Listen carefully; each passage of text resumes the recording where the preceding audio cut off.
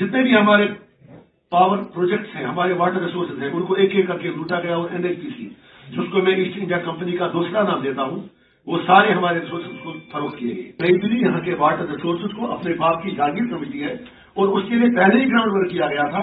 और कल जब प्राइम मिनिस्टर साहब आए, चुपके चुपके चोरी चोरी एमओयू आपस में एक्सचेंज किया गया और खबर भी किसी ने नहीं।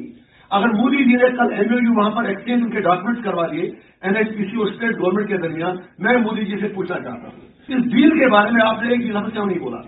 आपने चोरी चोरी वो सब कुछ क्यों किया? लगभग 2600 मेगावाट के और पावर प्रोजेक्ट वो भी एक साल के अंदर अंदर एनएचपीसी को निलाम किए जा रहे हैं। I will follow anyone who will talk for Kashmiris, who will speak for interest of Kashmiris. I will never feel hesitated. मैं किसी के भी पीछे चलने को तैयार हूं, लेकिन अपील मेरी इनसे हाथ जोड़ के ये है, न अटानमी मिली, न सेल्फ रूल मिला, न आजादी मिली, न रायशुमारी मिली।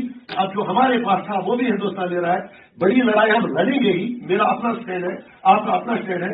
Let us all form a joint strategy and ask New Delhi that you can't loot our resources. We will not allow you to do that.